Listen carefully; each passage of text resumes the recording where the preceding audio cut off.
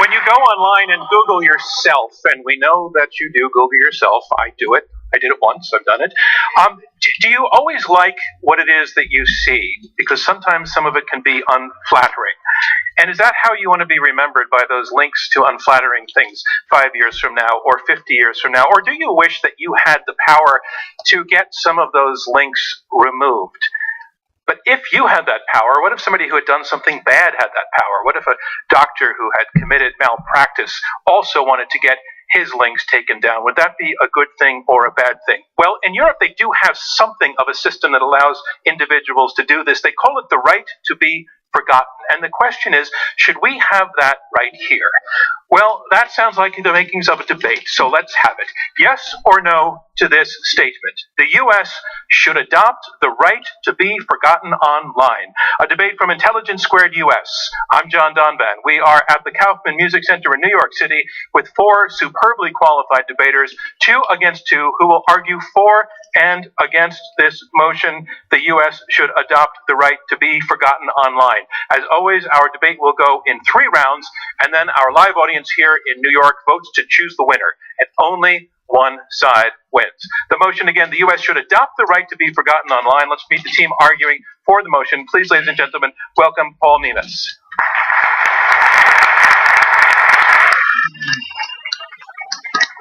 Paul, you are the director of this organization, this agency, the Fundamental Rights and Union Citizenship, and the Director General for Justice and Consumers of the European Commission, otherwise known as the FRUCDGJCEC. And in that, you are responsible for the enforcement of privacy rights in Europe, and you have been quoted as saying to Google, you have said, "You have no right to see me naked," by which you meant what?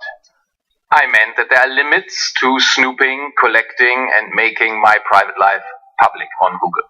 And that's what you're going to be arguing tonight. And tell us, who is your partner in that argument? The eminent Professor Eric Posner from Chicago University Law School. Ladies and gentlemen, Eric Posner.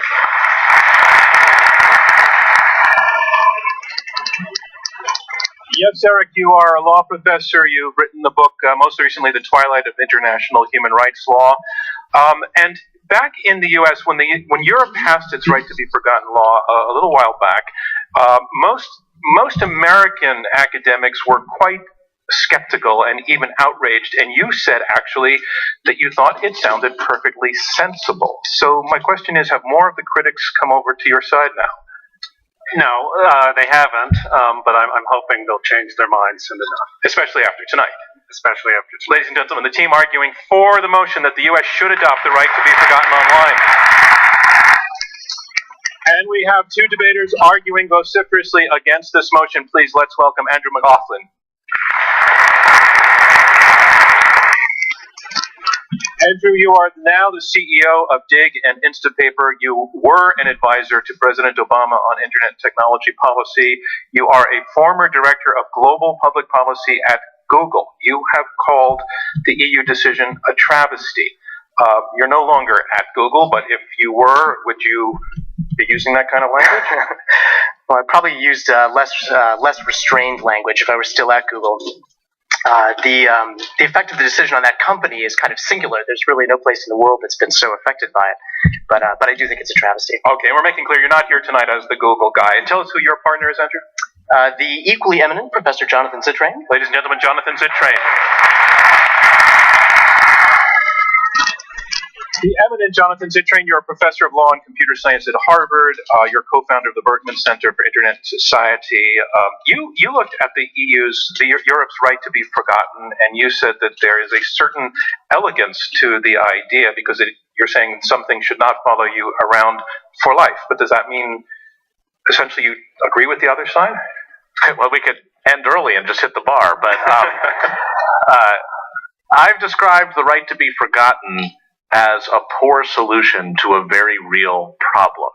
And in that sense, I have many sympathies, not just with the other side, but probably with everyone in the room who wants that ability to get something taken down sometimes. All right, we're very interested to see where you go with that argument. Again, the motion is the U.S. should adopt the right to be forgotten online in this debate, and it is a debate This is an intellectual joust. Only one side will win, and that side will be chosen by vote of our audience here in New York City. By the time the debate has ended, you'll have been asked to vote twice on your view on this motion, for or against, and the team whose numbers have changed the most between the first and the second vote will be declared our winner. So let's register the first vote. If you go to the keypads at your seat, take a look again at the motion on the screens. It says the U.S. should adopt the right to be forgotten online. Push number 1 if you're for the motion, number 2 if you're against, and number 3 if you're undecided.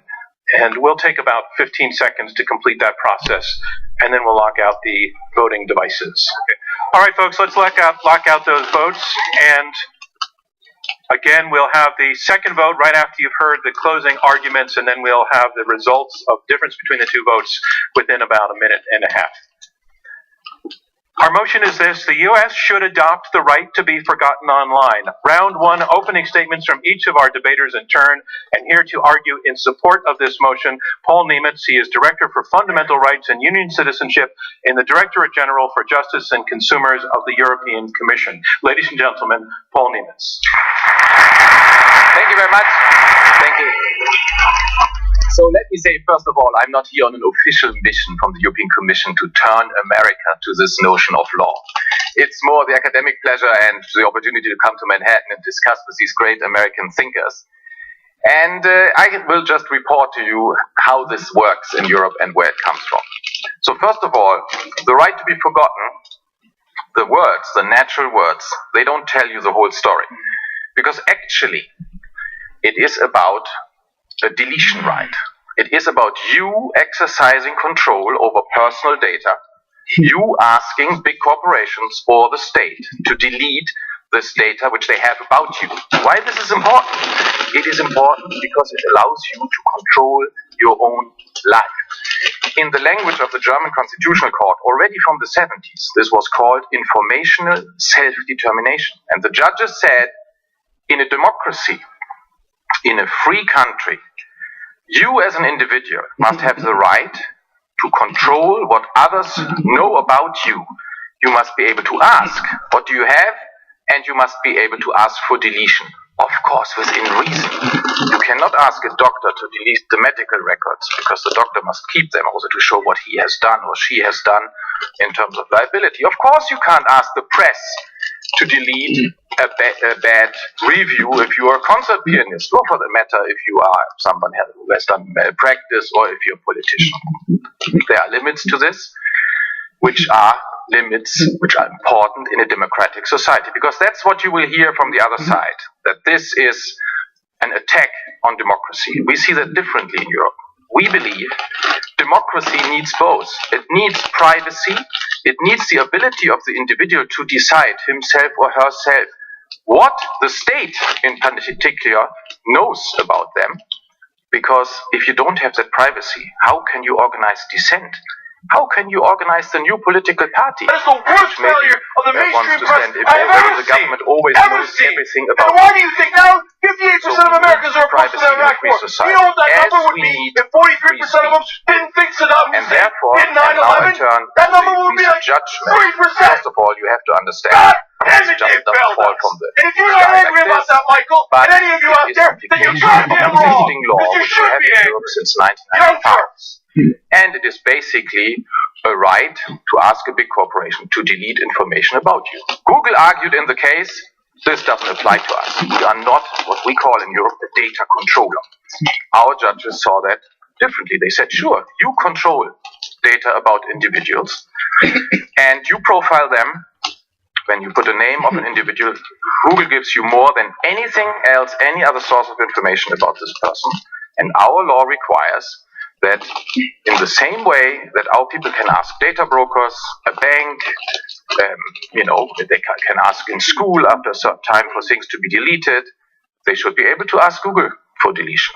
Now, the person in question who brought this case from Spain, he had not paid some social contributions, and therefore his house had been confiscated, and it was a legal obligation in Spain to have a publication in a newspaper of this fact in order to make the auctioning of the house to cover the social contributions better and attractive for the Spanish state. because if it's in the newspaper, there will be more people bidding for this house. So the court said, you cannot ask the newspaper to take down the information because they have a legal obligation to publish, but Google you can ask. And this is a principle which also applies when it comes to free speech and democracy. It may well be that Google has to take things down, but it doesn't mean the information disappears. It will stay in the newspaper. It stays on the website of the newspaper, of the BBC, of the television station. All this stays around, but Google is subject to the same law of self-control, of informational self-determination of individuals, which allows them to ask first, what do you have about me? And second, please delete. Does it work? Yes, it works well. I just last week met the chief privacy officer of Google. He told me that now they're dealing with these requests in real time. In the beginning, there were around 200,000 requests, and they had to employ a number of new staff to deal with this, but now it works well. There are practically no complaints which go to the court. Google has understood the European law of balance between privacy and free speech. The decisions, in the beginning, very contested. I think in the meantime, everybody says this is working well. And finally, this is something which is important for the future, because more and more data about you will be collected in the digital age, in the internet age, in the age of ever stronger sensors, wearables, Internet of Things, and so on. So when you think tonight about the motion, think about these new sensors. Think about the Apple Watch. Think about the department store in Manhattan, which now follows you on your mobile phone wherever you stand. All this is collected and recorded, and there are address dealers and information dealers which have files on you with between 200 and 2,000 parameters about every person. And these files, they are sold, for example, in a political campaign. Those who have more money, they can buy these files and target you as a voter. If you say, I, as an individual, want to have control over my data and what's happening to them, and I want my children to have control, and I want to have as parent control over what happens to data of my children, then you should vote in favor of the motion, the US should adopt the right to be forgotten. Last remark. You already have it in some parts of the United States, in some parts of law. For example, in California, there's now a law which gives the possibility for parents to say, and the children when they become 18, to wipe out everything until they were 18. In the Fair Credit and Reporting Act about your credit, information which is older than 7 years, you can ask to be deleted. So it is already there in parts, and the Federal Trade Commissioner, Julie Brill, just yesterday said, yes, this is what we need in America, a right to obscurity. Thank you very much. Thank you, Paul Nemitz. And the motion is this: the U.S. should adopt the right to be forgotten online. And here to make his argument against this motion, Andrew McLaughlin. He is the CEO of Dig and Instapaper. He's a former U.S. Deputy Chief Technology Officer for the Obama administration. Ladies and gentlemen, Andrew McLaughlin. Thank you very much. My mission here tonight is not to persuade you that the internet is perfect the way that it is. My mission is to urge you to vote against the resolution. And unlike Paul, I'm of the view that this so-called right to be forgotten in the EU is an epically bad decision, a travesty, an example of great moral and institutional failure on the part of the European Union itself. But my mission here tonight is somewhat more narrow, which is to secure your vote against the motion. As Jonathan alluded to, the emotional underpinnings of this motion, the emotional rationale that lies behind the right to be forgotten is powerful. And it is understandable. There are many people on this planet that have made mistakes in their past, and the internet for them acts as some kind of a permanent record that follows them everywhere. And the fear that it generates is that you will forever be defined by that one mistake that you made that ended up on the internet or in the press. The problem, though, is the following, and this is what I'm going to try to persuade you of. First, the right to be forgotten is, no matter how you try to construct it, censorship. Censorship has to clear a very high bar in order to be justified in a free and democratic society. The right to be forgotten does not clear that bar. There are vastly better ways to accommodate the emotional rationale for the right to be forgotten. And that doesn't even really get into the implementation dilemmas, all of the different practical reasons why this thing will never, in any meaningful sense, become a right.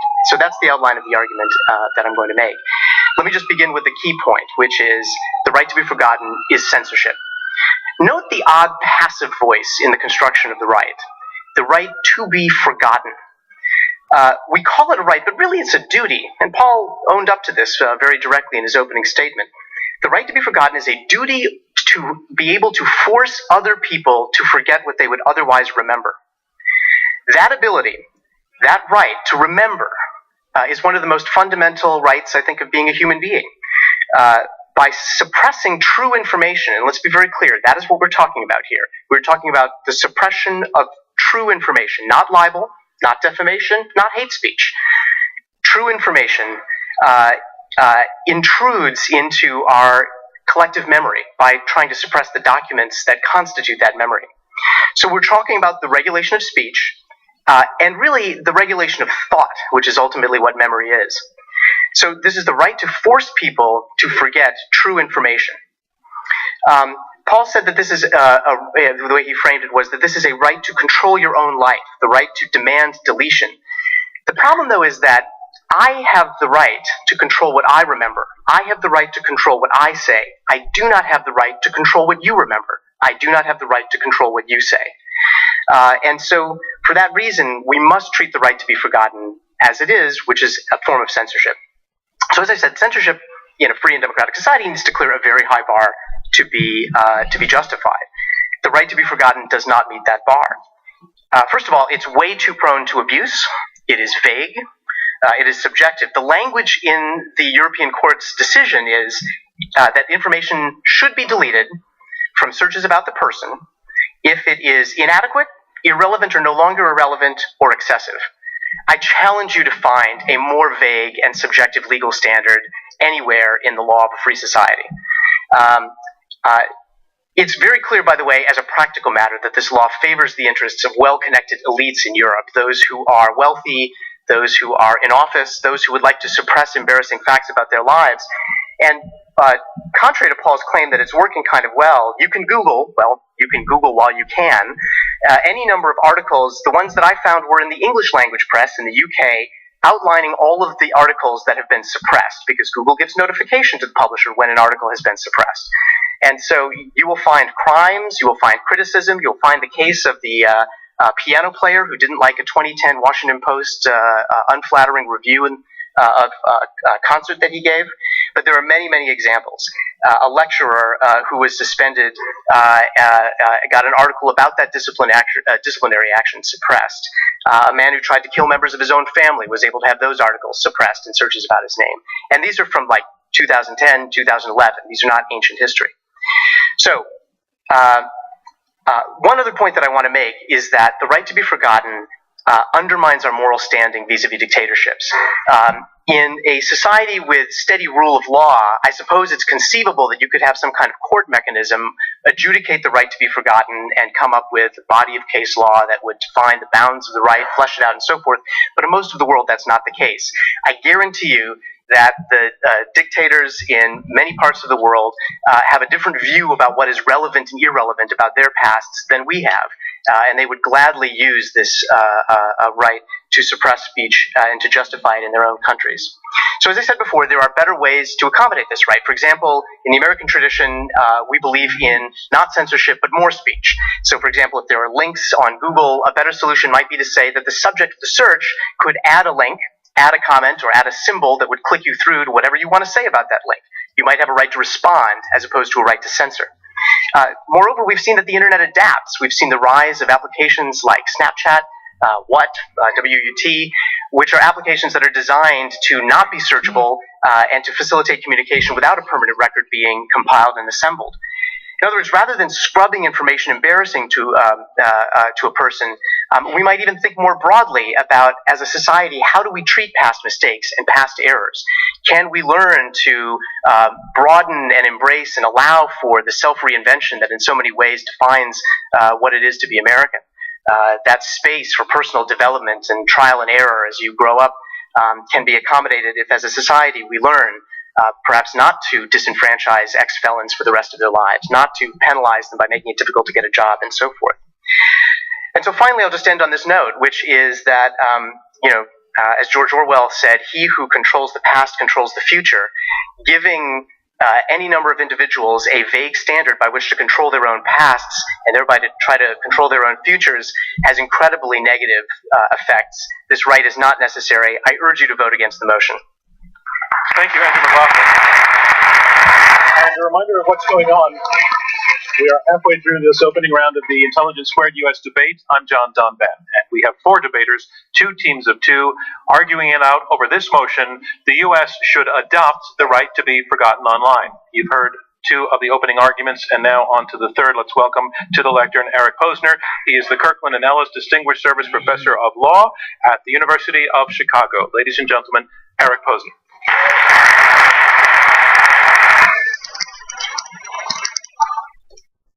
I'd like to ask you to cast your minds back 25 years, 30 years.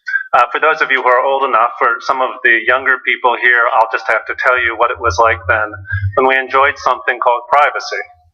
And privacy is a complicated concept, so I want to convey it to you with a few examples. So imagine a 17-year-old boy.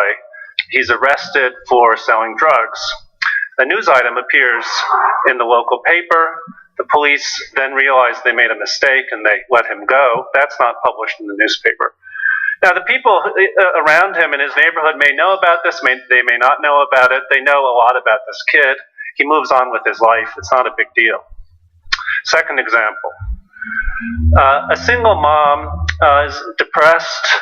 She has her kids, her hands full with her kids. She sees a psychotherapist. She misses some credit card bills, files for bankruptcy.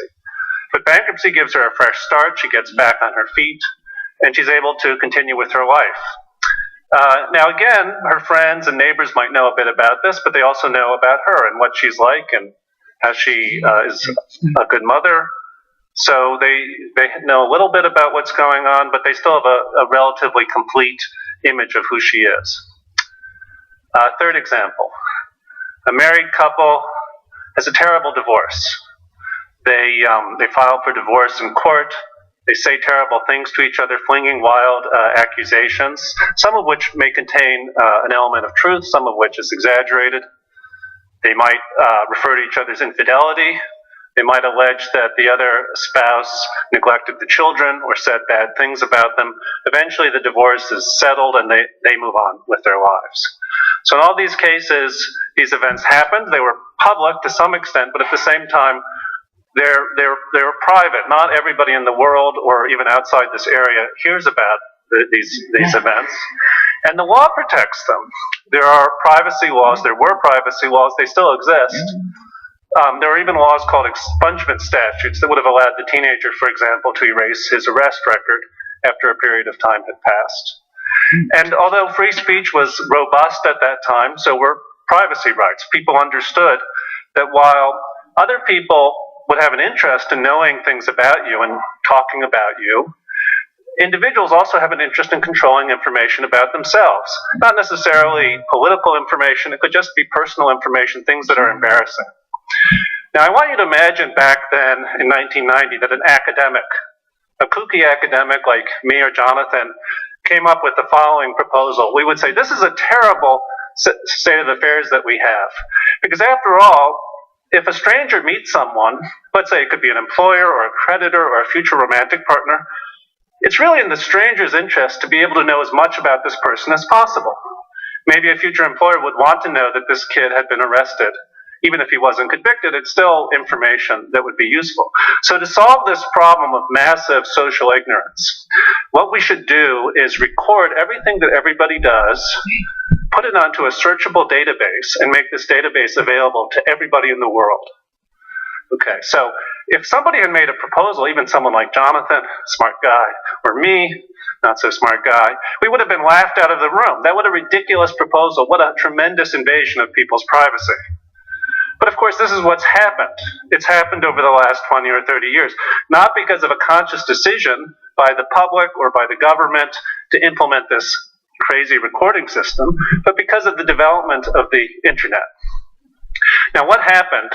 The law has remained the same, but a very important element of privacy back in the 80s and 90s and before then was simply the physical configuration of the environment. It was just very difficult to collect information about people and disseminate it. Okay, that's completely changed. Technology has changed. So the law at the time, the privacy laws at the time could be relatively weak, and yet people's privacy was adequately protected. But now with this technological change, this old balance between my interest in controlling information about myself and your interest in knowing about me has been upset. And all that the right to be forgotten would do is restore this balance. Okay, so if we go through these three people again, this kid, 10, 15 years later, let's suppose all of this happened, in the last few years, he applies for a job, the employer puts his name in Google, the first thing that comes out is this arrest. Now, the employer might understand that this is not important, but he might. This is the only thing that comes up about this guy. Why not pass him by and hire somebody else? Maybe the single mother's friends, in the 90s they would have gossiped, but maybe today they would write about it on Facebook. Maybe she would have written about it on Facebook or on a blog. Now, potential romantic partner, employer, neighbor, colleague, puts her name in. Maybe she moves to a new city, puts her name in, and immediately finds out that she had a mental illness. That's how she's going to be defined to the public. And in the case of the divorced couple, in the old days, divorce would be public. It's public information, but it was, put in a file that was stored in the basement of a courthouse. If you wanted to, you could find out about that information, but nobody had any interest, at least with respect to ordinary people. Nowadays, their children could type their parents' names into Google, and out comes these allegations. And of course, not only their children, but future employers, romantic partners, friends, colleagues, anybody in the world, anywhere they go. So they've lost control over this information about themselves. And it's not just that they've lost this control, they've lost the important context. The neighbors, the people in the neighborhood, they know the context of these events. The strangers who do the Google search do not. So the right to be forgotten would simply restore us, at least partly, to this older period of time. People were happy with the balance between privacy and speech in those days, and I think people would be happy with this balance again if privacy were improved somewhat. So for that reason, you should vote in favor of the motion for the right to be forgotten online in the United States. Thank you very much. Thank you, Art Posner. And that is the motion. The U.S. should adopt the right to be forgotten online. And here to make his argument against this motion, please welcome Jonathan Zittrain. He is the George Bemis Professor of Law at Harvard Law School and the Kennedy School of Government. Ladies and gentlemen, Jonathan Zittrain. Thank you very much, John, and thank you all. I guess I should start with some points of agreement. So if the question is, are there problems with privacy? Yes, there are. And if that were the motion, I would hope you would join us in voting for it. If the question were, have problems of privacy gotten more difficult over time? We'd vote for that motion too. I think I'm comfortable saying Andrew would vote for it. If the motion were, should everything be recorded at all times? And if so, should we do something about that? I would also be in favor, but none of these is the motion. The question is about a right to be forgotten. And I want to explain my opening statement that that's a very bad solution to a very real problem. So let's take an example. Imagine that there was something that I could say right now that would be not felicitous for someone in the world. That's not that hard to imagine. And this debate gets recorded, the podcast goes up, and at some point that aggrieved person files a dispute with Google over the existence of this recording, the web page hosting it.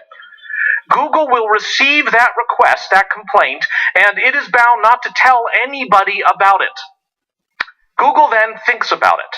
How does Google think? Companies don't think except with AI. Eventually this will be AI, but not yet. So they have, I assume, some interns, somebody making $10 an hour that is just getting a stream of those 100,000 requests. It's like, time to make the donuts. You're like, yes, no, no. And Paul's like, they've really learned. They've gotten good at this. And that's because if they don't grant the request, the aggrieved person can appeal in Europe to a data protection authority. I presume there'd be something similar here. That's bad. That's more process. If Google grants the request, that's it. Intelligence Square wouldn't be informed that their page is no longer findable through the world's most powerful information resource. There'd be no appeal by anyone else at the moment. When it is granted, Google notifies the Telegraph, for example, if a story on the Telegraph is taken out of the Google index as a result of this right. The European Union is fighting that notification because it observes when the Telegraph puts it out, here's what was deleted today, it kind of defeats the purpose of deleting it from Google. It has to be built into this right that we have no idea what we're actually talking about. Which is why, oddly enough, as much as Google hates this gift, they're like looking at the box and it's ticking, I'm hoping they don't open it. I'm hoping they continue to fight it, because at some point they may make accommodation with it. And when they do, it will mean that the one protection we have had, apologies, Andrew, to your former employer, against Google basically running the world, is that even Google doesn't know what comes up in Google search results. It's a roulette wheel even to them.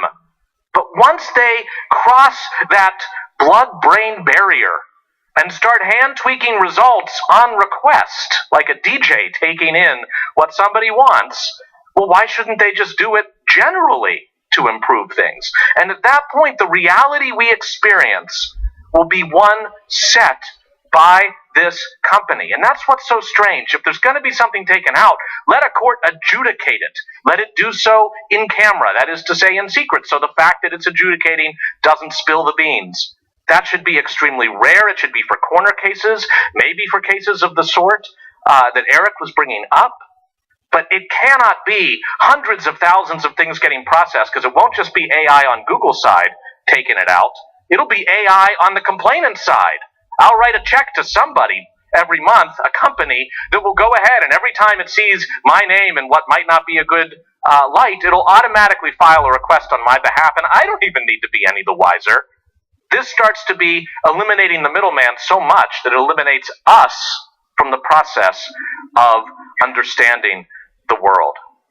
Now, I think I should end then by talking a little bit about the ecosystem in which this ill-considered proposal has its best shot at succeeding. And it's today's ecosystem, and when basically it's just Google. I'm like, Bing, how many are you getting? They're like, we can't tell you. It's like, you can't tell us because there's so many, or because nobody is bothering to take anything out of Bing? Apologies to Microsoft.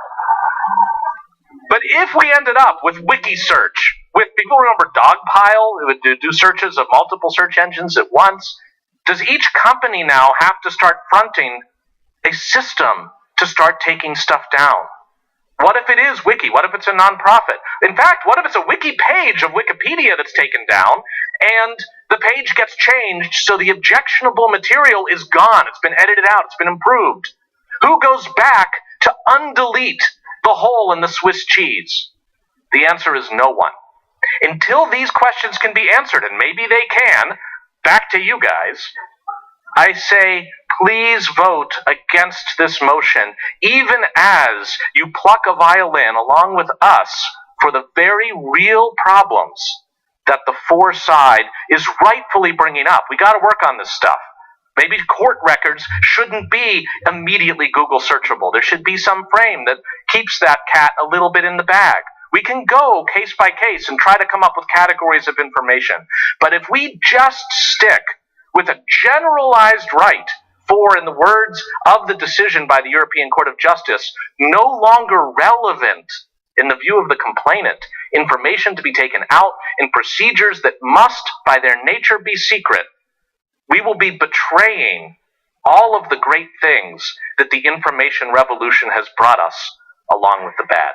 Thank you very much. Thank you, Jonathan Zittrain, and that concludes round one of this Intelligence Squared U.S. debate, where our motion is the U.S. should adopt the right to be forgotten online.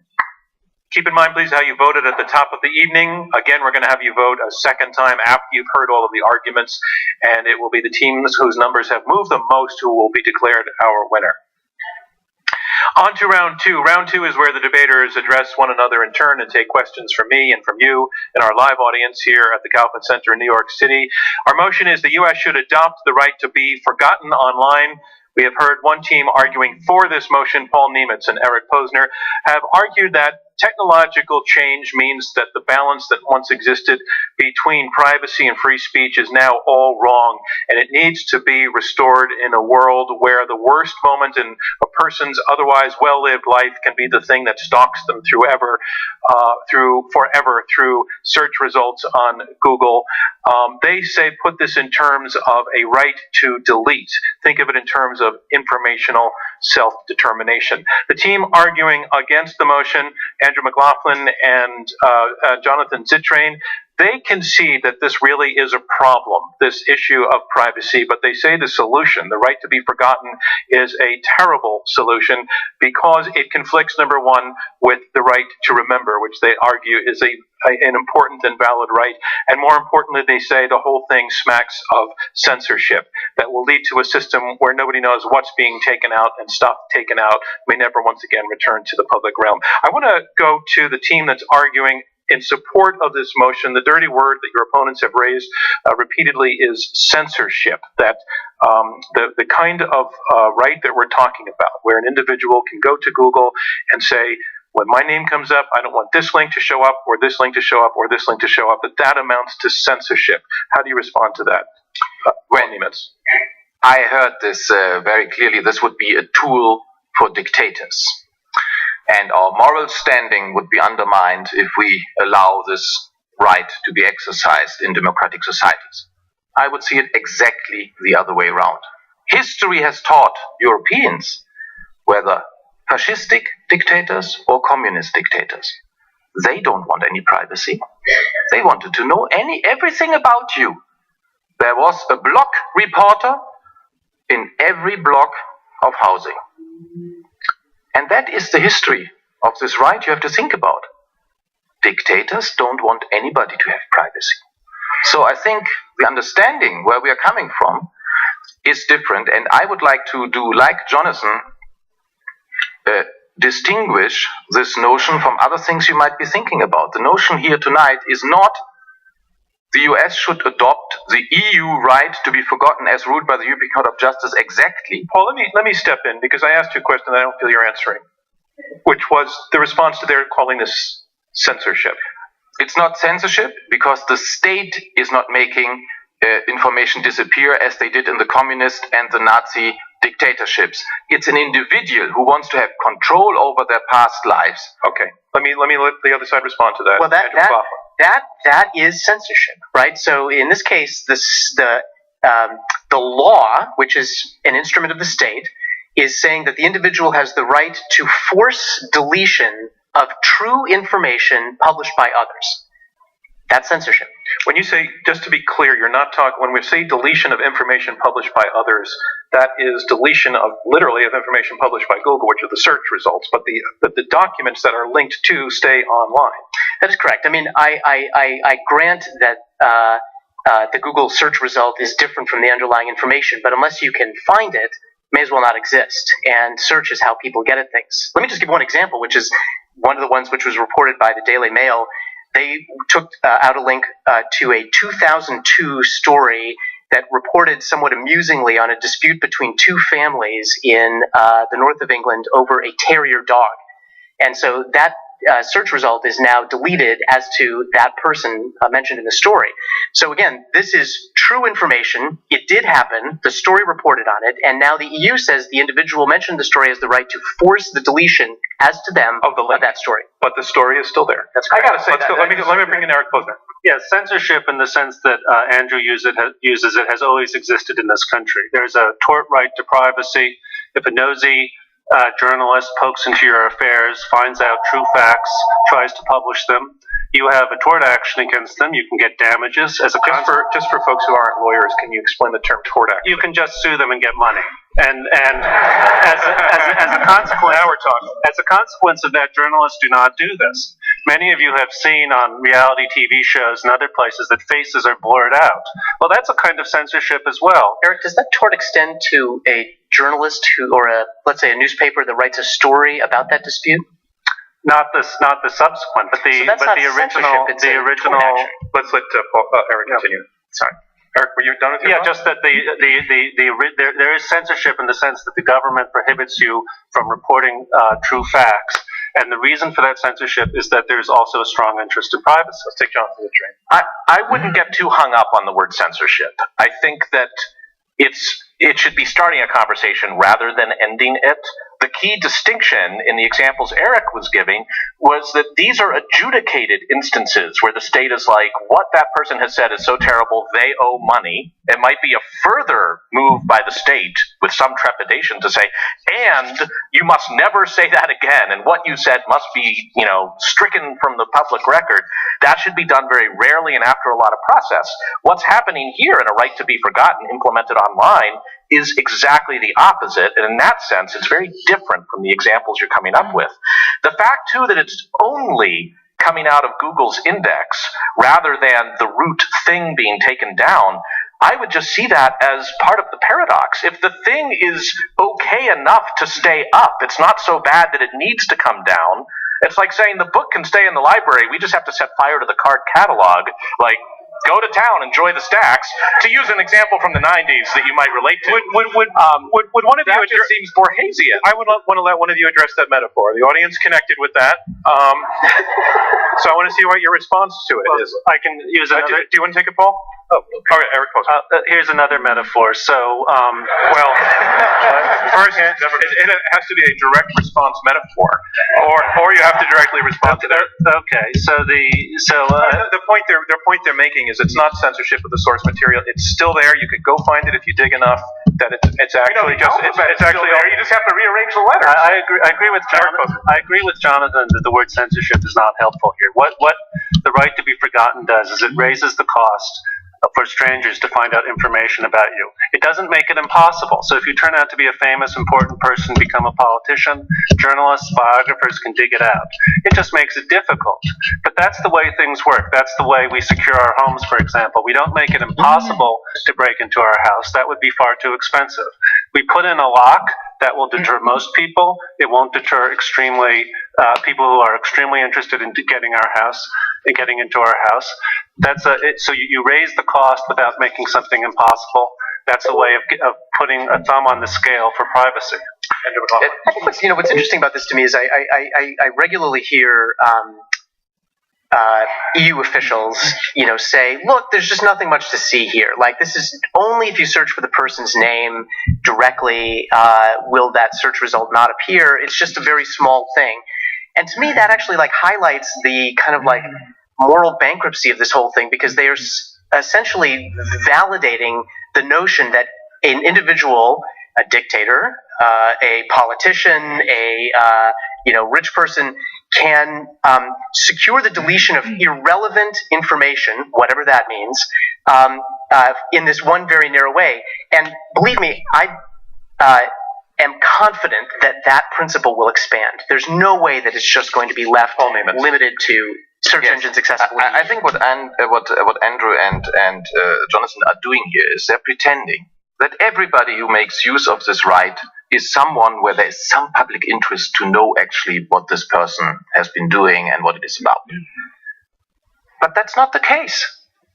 Most of these requests, more than 70%, have nothing to do with public interest. So I would like to say very clearly here, whenever there's a public interest of the nature which is important in a democracy to know, an interest in someone who stepped out, him or herself, into the public, the right to be forgotten doesn't apply. The example, for example, which Andrew gave from the Washington Post, namely that a concert pianist was asking for a takedown of the critique, the bad critique of his piano performance here in America, yes, the person asked for it, but under our law, it would never be right to take this down because this person has stepped into the public arena. So I think honestly, we have a fake debate here. What we need to debate is the chilling effect on democracy and on public discussion. What chilling effect is bigger? If we're able to know everything about you, and even in a way which you wouldn't even think of, or whether we allow individuals to have control over the data. I'll give you one example, what you're not thinking of today. You're not a very political person, maybe, but from time to time you push a like button on Facebook. Okay? Because you have political thinking and a little bit, but you don't want to go out in public and say, I'm a Democrat, I'm a Republican. Tomorrow, Facebook will aggregate and map and link to your person a political profile from your Facebook buttons, whether you want it or not. That's a chilling effect. Because when that's happening tomorrow, you will not even push the Facebook buttons anymore. So the issue here is, what is more of a chilling effect on a democracy if big corporations and the state can know everything about you and profile you in a way that you wouldn't even dream of thinking? Okay, Paul, or giving you the right to deletion. You've phrased the question twice, and it's great, and I want to take it to Jonathan Zittrain. Which is the more chilling effect? I was just hearing Paul talk about people clicking like buttons and then thinking there's a pipeline of that onto the open web that Google then indexes. So that's actually not true. Not today, Jonathan. Yes. But tomorrow, my friend. I'm saying... Jesus Christ. Yes, yes. Here we are in America. The innovation of technology doesn't stop. Yes, yes. Jonathan, I think, though, that the spirit of his question should not be lost in the technicalities. Yes. I think he's asking a serious question. The fact that he's wrong should not, I agree, block the... Yes, that's true. He might be wrong about what happens with the like button. Yes. He's talking about which is the more chilling effect, knowing that you're out there in a world where you have to be extremely careful about what you say because it might come back to bite you, or the alternative where you actually, or it's more chilling for some entity to have that power or individual to have that power. I think both are bad situations, and I reject having to choose between the two of them. Because if that's the choice I have to make, if it's really the choice, anytime somebody says, you can have this, or you can have every single thing you do on the world be Googleable forever, I'll probably take this without even looking inside the box. But that's a false dichotomy. I think there is plenty that Paul is doing, good work that Paul's doing in the EU, to look at a Facebook and say, geez, you guys are gathering so much stuff before you have a Valdez-like spill, or just open up the ports and spill the oil out, because why not? If that's what you're wanting to do, Facebook, you better talk with us, because that's personally sensitive data. Great. Regulate it at the collection and at the source. But by the time you have a general web and stuff out on it, and are expecting anybody who dares to index it, and I'm again hoping it will be more than Google who does this. Please, Bing, do it too. Please, people we haven't heard of, do it too. The idea that they have to be handling one request at a time under incredibly vague criteria that are by their nature unreviewable. Let's go to the criteria. Let's take the criteria to your opponents. These criteria are no longer relevant. Inadequate information. And I'm not sure that I understand what it means for information to be inadequate. Inadequate to whom? For what purpose? Eric Posner. These complaints are generic in legal debates. Every legal standard is ambiguous. So these old privacy rights, for example, required the government or the courts or juries to balance, the public's interest in something, a vague term. Relevance is a term that comes up over and again. So this happens, and what happens is through repeated decision making, it becomes clearer and clearer what the actual rules are.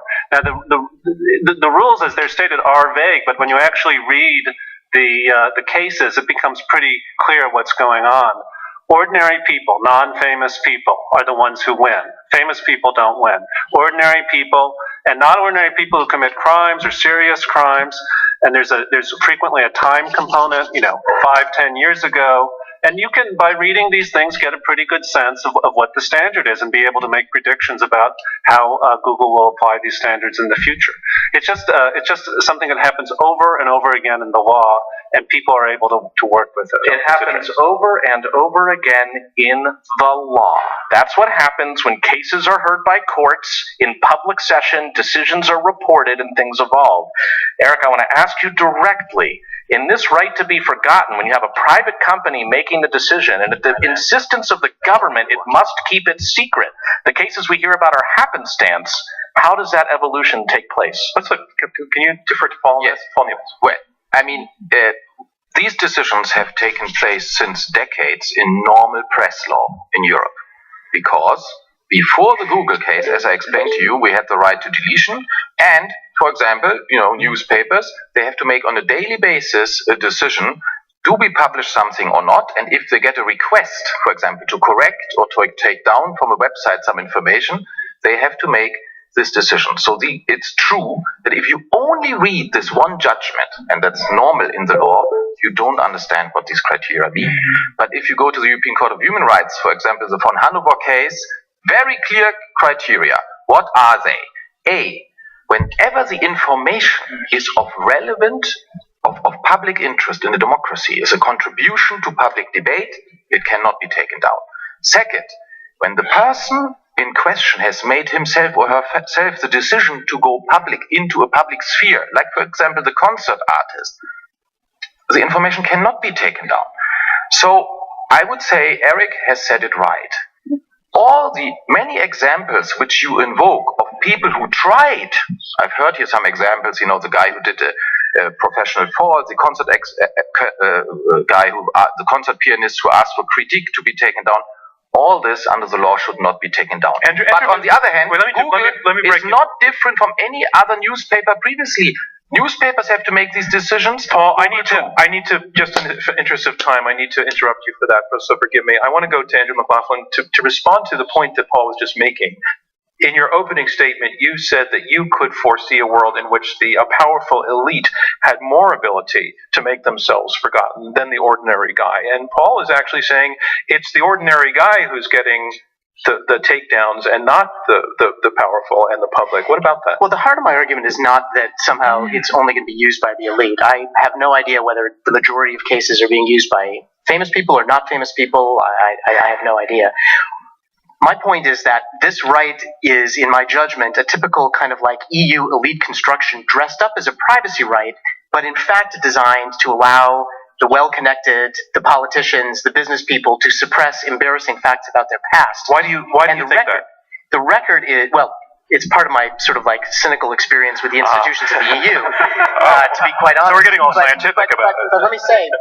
But let me say, and it's not like the U.S. is any better, by the way, just the way that it takes form over there. What I would urge everybody to do, while you still can, is Google right to be forgotten horror stories. That was my search, and I produced a bunch of articles, The Guardian, The Daily Mail, that are absolutely contrary to Paul's assurances that this is somehow only being used in cases which are not in the public interest. Footnote. What is in the public interest, of course, depends on who you ask. So, for example, there's a story, I'm just taking one at random here, where a Scottish Premier League referee named Dougie MacDonald, there was an article from 2010 about how he was found to have lied about a penalty call that he made in a Celtics versus Dundee United match, the backlash to which prompted his resignation. That story is now subject to the European right to be forgotten. Well, there goes this debate. It's now going to be deleted again. Thanks a lot. Well, only if you use that guy's name. But fortunately, Jonathan, your name will still bring it up. But let me just, not over yet. Let me make just one other point, though. So, which is that I very much agree with Paul that what is in front of us here is a sort of a false choice. I disagree on what those false choices are. Paul has set it up so that we've got censorship and surveillance, or if you want to say it the other way around, free speech and privacy, and that these two things are in tension, and that we have to betray freedom of expression in order to vindicate privacy. I don't agree with that, and the question that I would toss back over is, why not treat this in the classical liberal tradition by responding with a right to more speech, a right to add your speech to the speech that is being put forward. How about that, Art Posner? Well, the poor people, the non-elites that you're talking about, they don't have the resources to take out newspaper ads, pay journalists or PR people to plant stories. But you could just have They're a form on Google to type it in. They're the most vulnerable people. But actually, to address Andrew's point, he's saying put a form on Google where it pops up with your results from now on. Here's my response to what's being But said. Google hasn't done that, you know. But If Google were held legally liable, maybe they would, right? So Google has not done that because they don't think that's the profit-making thing to do. Okay, I also want to point out your mission here is not to solve the problem. As you stated, your mission is to say that their solution is not the We solution. wanted to give you buy one, get one free. All right, there you go.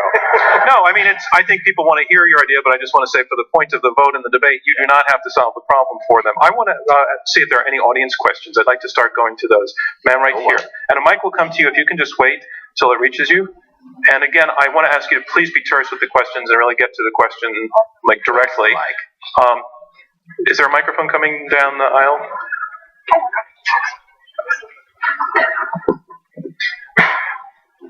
You know what?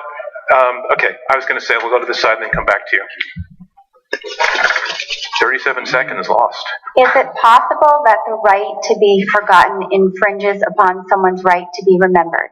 So in other words, a situation where one person's maybe drunk driving and another person in the vehicle, gets out and saves a bunch of people, or, the drunk driver from doing more harm, or what have you. You recognize that forgetting will only happen when you put in the driver's name. Right, but still, that's what I'm asking. Is there a case, or have there been cases where there's a, controversy about whether it's okay for, I want it to be remembered because... But you would want it remembered that in a sense you're saying that you would want the driver's name he would want him to have to pay that price. Yeah, or the neighbor. I want it remembered that the neighbor, did thus and so, and the neighbor wants it forgotten that they did thus and so. Let's take that question. Do they infringe upon each other Let's directly? take that to Paul, because you've actually worked in the implementation. Are there cases where individuals who are otherwise mentioned in the story that won't be linked under the other guy's name push back and want that link to show up under the other guy's name? Haven't heard about it. Okay. It's an interesting question, though. Down in the front here, sir. That mic is coming down behind you. Thank you. Richard Falkenrath, past debater. A great debate, thank you very much. I'm surprised that the concentration of economic and informational power in Google has not come up here. Jonathan, I'm going to pose this a question directly to you. Should the audience conclude anything from the fact that Google is a financial supporter of the institution that you co-founded and are the faculty director of at Harvard? Is that relevant in any way in your view to this debate? Well, you got me. How pleased I am that the Berkman Center discloses all its funders on its page. On my page, I disclose everything I do, et cetera, right down to the, Let me just say we were very comfortable with Jonathan taking part in this panel. We don't think he has a conflict of interest in this regard. Do you think this is a relevant question? Well, I think it's relevant in the sense that if somehow that were awkward and I wouldn't, even if I were feeling, geez, I wish that is now not the third hit on Google, I've got to contend with the fact that it is if it is. If somehow our exchange blew up and went viral and then I felt bad about it. It's already happened, apparently. Twitter is going crazy. What are you going to do? Yeah. But the idea that the recourse should take the form of going in front of Google, and in fact, I don't know, calling a few friends at Google and saying, hey, just so you know, I shot a request over. I'd really like you guys to give it its fullest consideration. There's no accountability. And Google wants to have more accountability and is being told it cannot because it cannot disclose its internal processes. Well, so I worry about Google's market concentration. I feel I've been making that argument today. And oddly, this solution cements that. Jonathan, that is what's called hitting a curveball out of the park. Well done. I want to remind you we're in the question and answer section of this Intelligence Squared US debate. I'm John Donvan, your moderator. We have two teams of debaters, 2 against 2, arguing for and against this motion. The U.S. should adopt the right to be forgotten online. Let's go back to questions. Right down front, sir. And if you can wait for the mic and stand. And I wanted to ask everybody to please mention their name when they second row here. Thanks. Hi. If you can stand up and grab the mic. Hi, I'm Adam.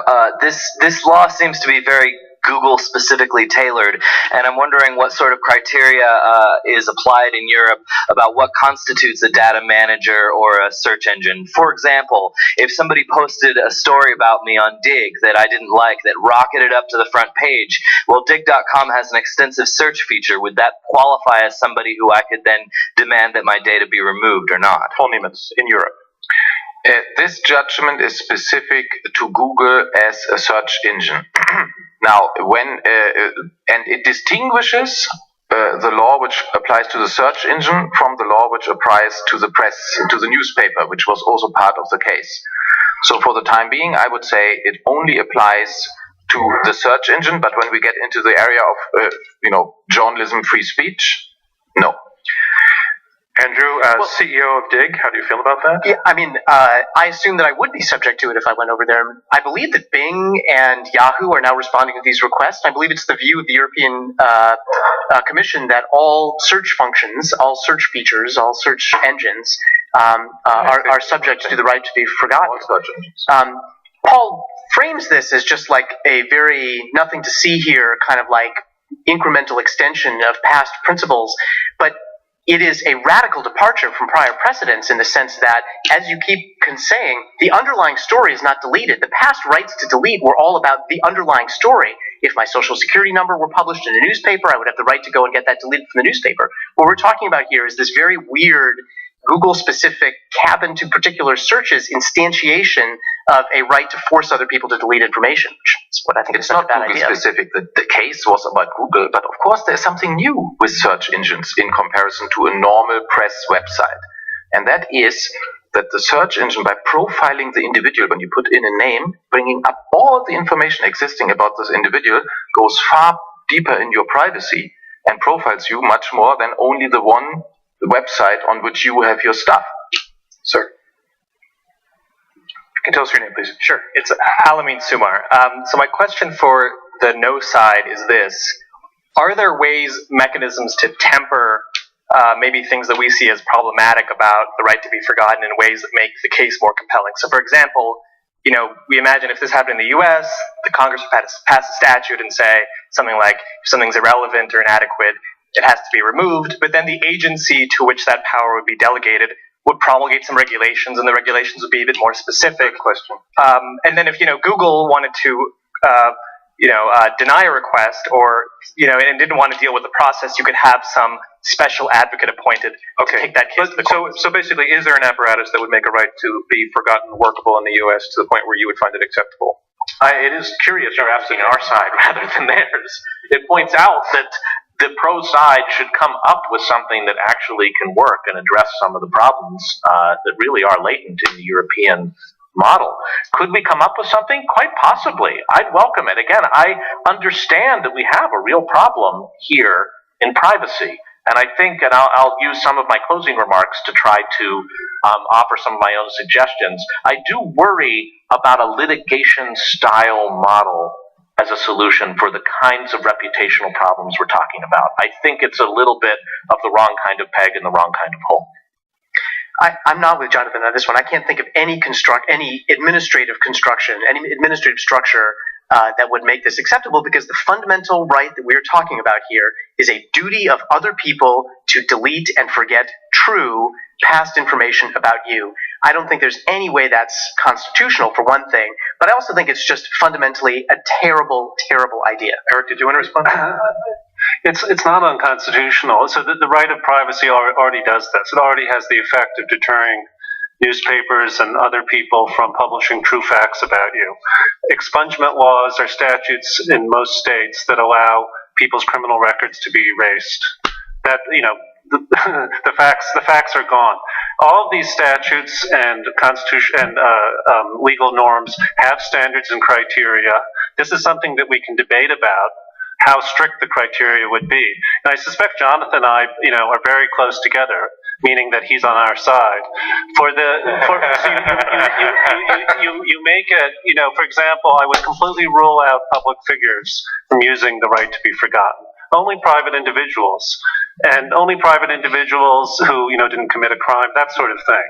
So I do think that there are administrative criteria. Now, often it's very difficult to set them out in advance, precisely because we're in a new world with new technology, and so you have to build it up through decisions. That's how our legal system works, and I expect that's how it would work if the right to be forgotten were implemented. Okay, take right down the front in the third row, please. And the mic's coming down your right-hand side, and if you could stand up.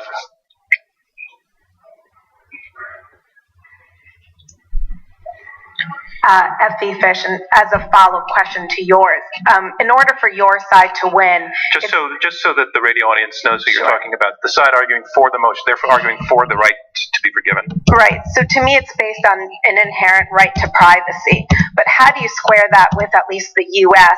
going to your constitutional point that says, with the Fourth Amendment search and seizure context, that a reasonable expectation of privacy, you don't have one the second you share information with anyone, whether it be a conversation with someone or putting it on Facebook. How do you square those? Eric Posner.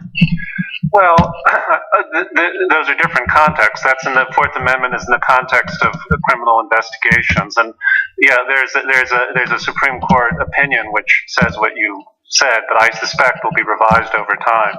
These constitutional norms are not fixed. They're basically made up by the Supreme Court over time. And the Supreme Court has already signaled that it's going to reconsider many of these constitutional norms in light of new technology. There's a case involving GPS, for example, where the courts understand that their old norms don't work in a world in which the police can tail people with GPS rather than physically tailing them with cars. So what the Supreme Court will need to do going forward is balance interest in free speech with interest in privacy. And in doing that, they'll come up with new norms that probably will respect both interests the best that can be done. Unless you really need to respond to that question, okay, I'm going to move on. Yeah. For Andrew and Jonathan, I'm thinking of a possibility that might appeal to you. In the past, there was more effort and less anonymity. Someone would have to go to the local courthouse, go to the library to find information. They risked passing people, asking someone for how to find a record. Now there's less effort and more anonymity to just click on something. What if in the case of the Telegraph, they had a list of suppressed articles, but to access those suppressed articles, you had to log in some fashion, or they put up a little sign that said you are being traced, just to access the suppressed articles. Because suppress is not the same as delete. I think we see where you're going with that. Let's let Jonathan answer. Thank you for the question. I haven't bothered to Bing it yet, but there's it's either Rowan v. Postmaster General or Lamont v. Postmaster General, a wonderful case in which the U.S. Congress passed a law that said for anybody interested in receiving communist literature, I'm not making this up, you have to register at your local post office. Otherwise, for your own convenience, the post office will trash any communist mail otherwise destined for you. The Supreme Court then, and I think the Supreme Court now, found and would find that unconstitutional because it's exactly the kind of surveillance on who's wanting to peek under the envelope that is what all sides appear to be concerned about. Another question? Right in the center there.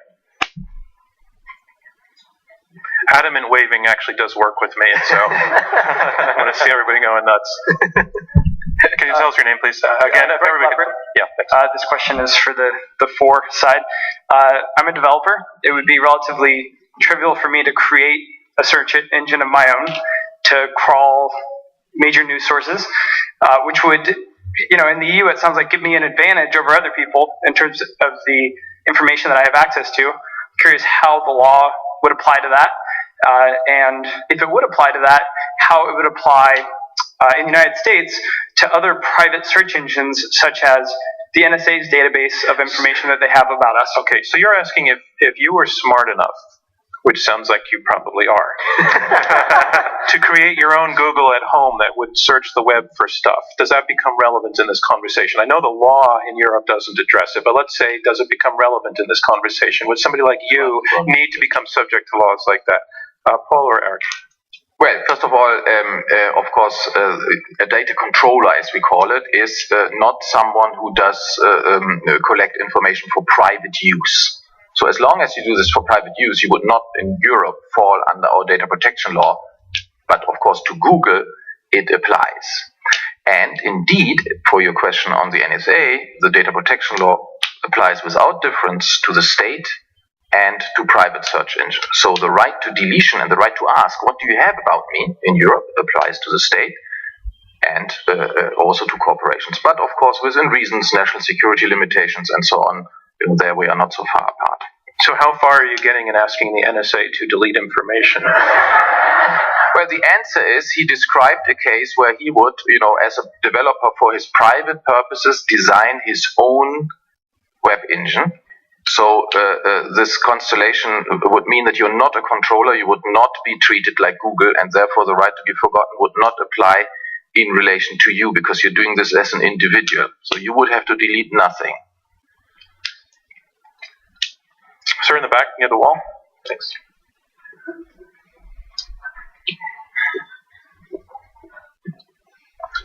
Hi, my name is Jeff Roberts. For the yes side, Paul, you wanted to reassure us by pointing to existing EU press law that, there's nothing new here, everything's legal, but as a North American journalist, European press law scares the hell out of me, particularly UK libel law, which has been used by the elite to chill journalists and average people. So perhaps, Eric Posner, you'd like to address that. Wait, can you rephrase what your question specifically is in terms of the motion here? In terms of the motion, do we have to fear censorship as a result of this new law coming into effect? Is it possible that the example of European libel law is perhaps, an alarming signal to imposing something like this? And in a sense, are you saying that the climate for suppression of information in the name of protection of privacy is greater in the U.S., in the UK and in Europe than it is here? And should that be something that is relevant here and that we should worry about? Am I getting? Not exactly. I'm saying another way of press suppression has been libel law. In that case, I'm going to respectfully pass on the question because I want to keep it on specifically what the right that we're talking about. Sir in the back in the red sweater, very far back. Thanks for your question. Tim Haviland.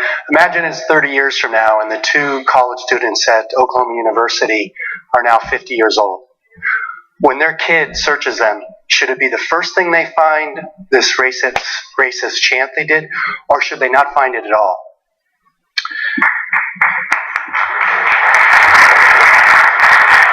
I wouldn't want Google to be uniquely privileged to answer that question.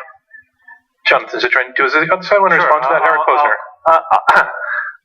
I think that would need to be public because it was a huge public event in this country. I do think that if some kids,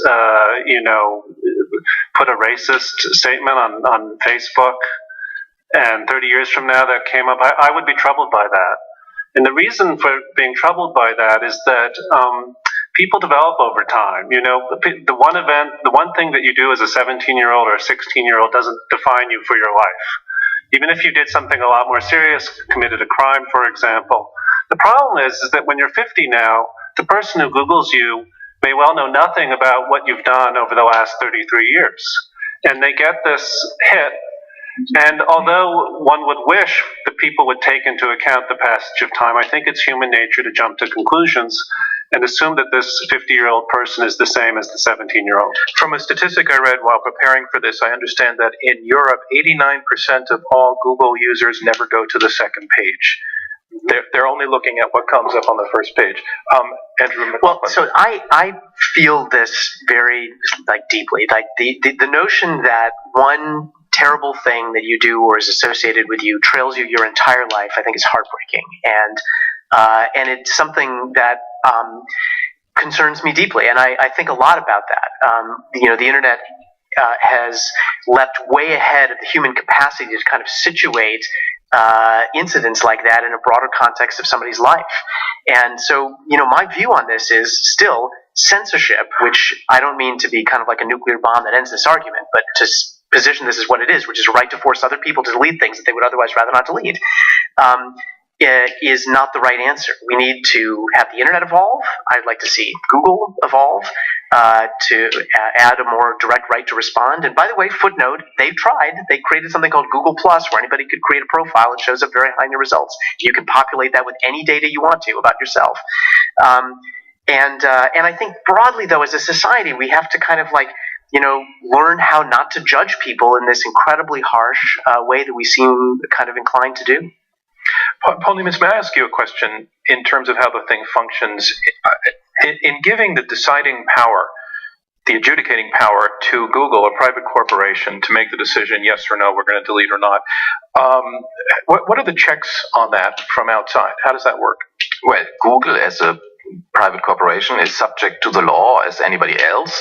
And of course, its decisions can be checked. So if you ask something to be taken down and they don't take it down, then you have in Europe the possibility either to go to a court directly and then a judge will decide, or you can go to an independent data protection authority, which is something like an independent agency like the FTC, and they will order Google, if they think the request is justified, to take it down. But then Google has the possibility, like in Europe, in America, against the decision of the FTC, to go to court. But Paul, this is an area which is subject to the law. It's not a discretionary decision of Google, and that's the blue sky, and beyond that there's nothing. Google is here in the same position as any other enterprise. They operate in the realm of law, and in Europe, like in the United States, in the end, the law is applied by judges. And what Google does, by the way, and I think that is good, is also very much scrutinized by the fourth power. It is good that the press is after Google and says, be more transparent, tell us what you're doing, tell us what the criteria are. That is good, and we totally support it. I mean, of course. Paul, I have to challenge you on this point because I think you're evading the central objection of our side to what you're saying, and it is this. All of the pressures that you just outlined are towards deletion. So if the person requesting it is turned down by Google, they can appeal, they can get yet another higher authority to force the deletion. There is nevertheless, in many of these stories, I mean, on and on through this list that I've got here, there are crimes where there were victims. Some of those victims might want all evidence of that crime to be disappeared, fine.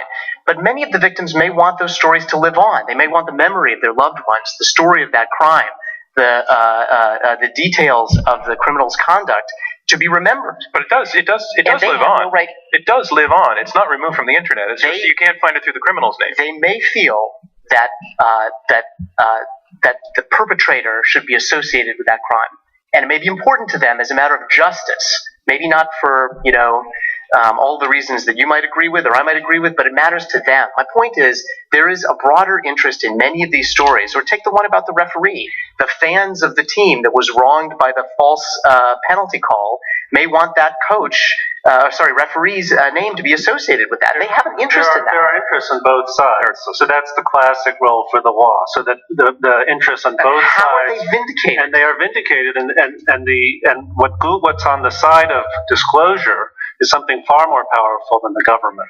It's the profit motive. So Google makes money. The better its searches are, the more money it makes.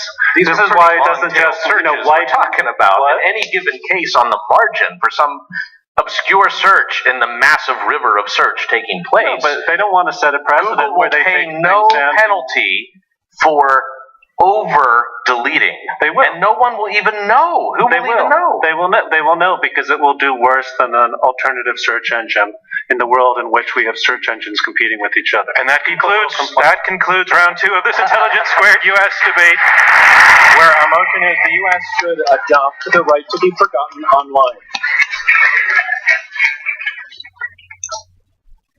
Now we move on to round 3. Round 3 will be closing statements by each debater in turn. They will be 2 minutes each, and here to speak first in the closing round, Paul Nemitz.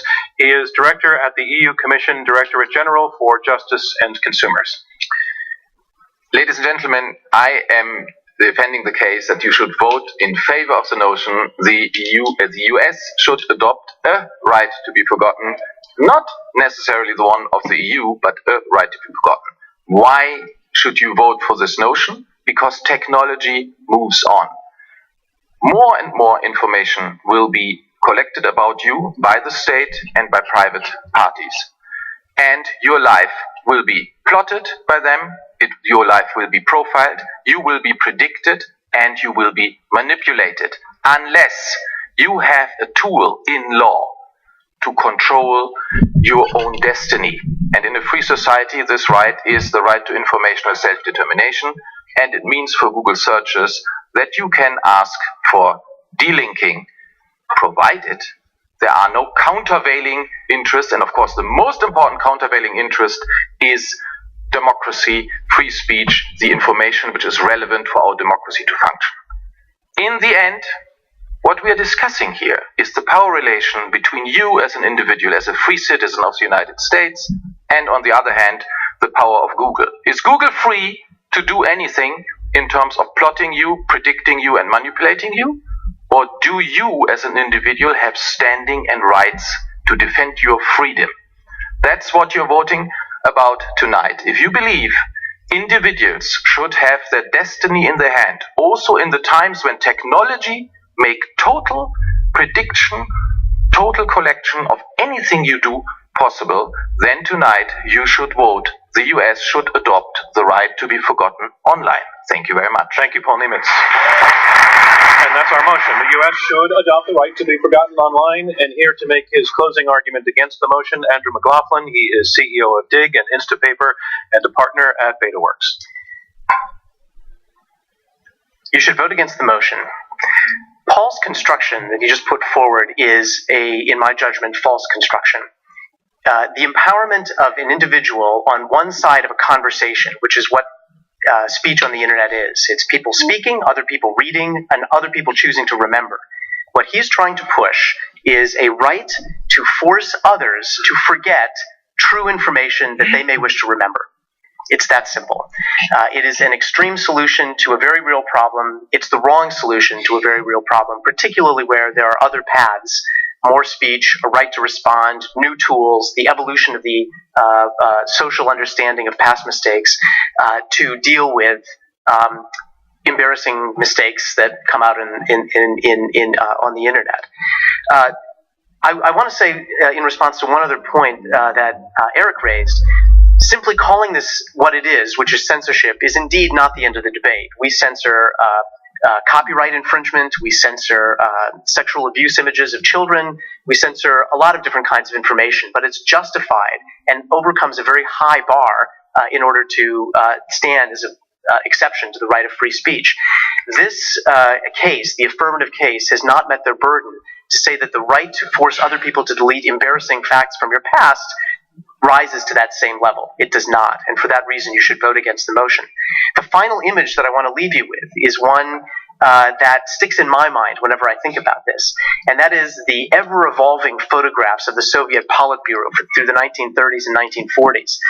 It's captured also in fiction in 1984, but you can see photographs where Stalin would fall out with one of his Politburo members, and sure enough, the next time they published the yearbook or the history book or the textbook, the new edition would have them conveniently etched out. We are talking about forgetting history, forgetting the past. The right to remember is as important as the right to speak. For that reason, you should oppose this motion. Thank you, Andrew McLaughlin. And the motion is that the U.S. should adopt the right to be forgotten online. And here to summarize his position supporting this motion, Eric Posner. He's a professor of law at the University of Chicago. This debate is really not about politics. It's not about erasing images and statements that displease the government. The debate is about privacy. Privacy is a right in Europe. It's a right in the United States. It's been a right in the United States for a very long time.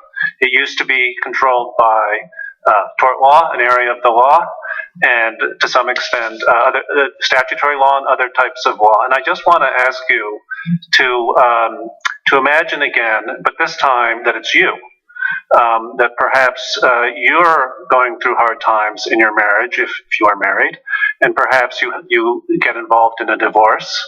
And divorces always work out a lot worse than people want. People exaggerate. They make allegations. So imagine it's you and your spouse says falsely maybe that you neglected the children, or maybe a statement that you made about your own children that you wouldn't want them to hear is repeated in the court documents. In the old days, nothing much would come from this. Today, imagine it now. This is what people learn about you. This is the first thing that people learn about you when they Google your name. So you go out and you talk to a potential romantic partner or a boss or a neighbor. This is the first thing they're going to hear about you, and they're going to act on it. Now, Andrew quoted Orwell. I believe it was, he who controls the past controls the future. Orwell's invocation was inevitable. But I want to ask you, though, who is the he in that statement? Is the he you? Is the he me? Or is the he Google? Thank you very much. Thank you, Howard Posner. The motion is the U.S. should adopt the right to be forgotten online. And here to summarize his position against this motion, Jonathan Zittrain. He is co-founder of the Berkman Center for Internet and Society. We've heard about a lot of nightmare stories. Everything we do is getting immediately streamed onto the web. Let's hope we don't get to that place, and I will happily join the efforts of academics, of corporate folk, and of governments to have that reality not come about. But notice how what the four folks were saying over the course of the evening, it's shifting. It's a standard that we can tweak that. We'll make sure that only the good stuff goes out and only the bad stuff goes out. But then I come to the question Eric just asked, who is we? And in the proposal, we is Google, not just being ordered to do something, but being the decider, reviewable only if the complainant is not happy with the result. That is basically built, wired into the proposal. And I didn't hear from the other side answers to questions like, when Google makes those decisions, is the public allowed to know? Are the websites themselves that are affected allowed to know? Paul has been working, I think, to make sure not on a specific case, only on the overall criteria. That seems very, very dangerous to me. Now, John said we didn't know solutions, and in 30 seconds, it's true that we can't unpack them very well. But I'd encourage people to look at solutions very specific to very sensitive systems of records, like legal documents and court materials, at options for contextualization to include possibly even somebody like Google deciding that when it's a search on a name, maybe the first result shouldn't be those 10 terrible whatever comes out of the roulette wheel links, but a curated page marked as such, and then many won't go to the second page. Reputation systems, and of course competition. I'm sorry, your time is up. Now, thank you very much, just in fairness to everybody. Thank you, Jonathan.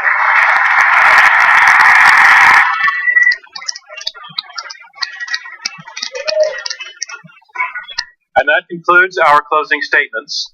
And now it's time to learn which side you feel has argued the best. We're going to ask you again to go to the keypads at your seat. And again, look at this motion. The U.S. should adopt the right to be forgotten online. If you have been persuaded that this motion has been well argued, push number 1. If you're on the opposite side, push number 2. And if you're undecided, push number 3. And we'll have the results in just a moment.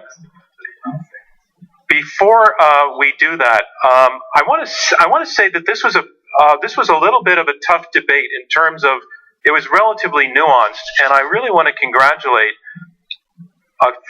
in a couple of ways the teams for helping bring this to all of us and making it clear. Paul Niemitz for devoting a lot of your opening statement to actually explaining so clearly what we're talking about. You just did us all a service. It was a very teachable moment for all of us, so thank you for doing that. And for the side arguing against the motion, although they were not obliged to tell us what their better plan was or what else could work, it was actually useful to all of us to hear that. So I want to thank you for that. And Jonathan, what is it you were going to say before I cut you off? Now that the voting is done. Now that the voting is done. Here was the landing I was hoping to make. We all agree that people are not as bad as their own worst deed and should not be judged by that. By the same token, institutions are not as good as their own press releases, and we can't trust them to be so. Well, I'm sorry, the clock is my master and has to be your master, but people voted before hearing that, but thanks very much. I just wanted to give you your moment. I also want to tell everybody who got up and asked a question, even the ones that I had to pass on, it takes a lot of guts to do, and the questions were actually superb tonight, so thank you everybody who got up and asked a question. I also want to thank our generous donors and supporters, some of whom are here tonight. For those of you who don't know, we are a nonprofit organization, and the ticket sales don't come close to covering the cost of mounting a great debate like this. So I'd encourage you, if you would be willing to make a donation, to go to our website. That's iq2us.org. And make a donation there. Our next debate is later this month. It's at Columbia University at the Miller Theater. We're partnering with the Paul Richmond Center for Business Law and Public Policy at Columbia, as well as with the National Constitution Center.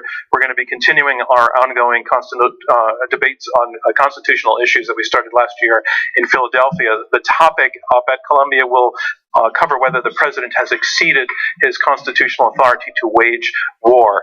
And in April, we're going to be back here on the 15th in this theater, and our motion will be abolish the death penalty. We hope to see a lot of you at both of those debates, and I want to get to the results now. Our motion is this: the U.S. should adopt the right to be forgotten online. Remember, the team whose numbers have moved the most between the two votes is the team that will be declared our winner. Let's look at the first vote. The U.S. should adopt the right to be forgotten online. In the first vote, 36% agreed, 26% were against, 38% were undecided. In the second vote, the result was for the team arguing for the motion. Their second vote was 35%. That means they lost 1 percentage point. The team arguing against the motion, their first vote was 26%, second was 56%. They went up 36%. The team arguing against this motion of a right to be forgotten online has won this Intelligence Squared US debate. Thank you from me, John Donvan, and Intelligence Squared US. We'll see you next time.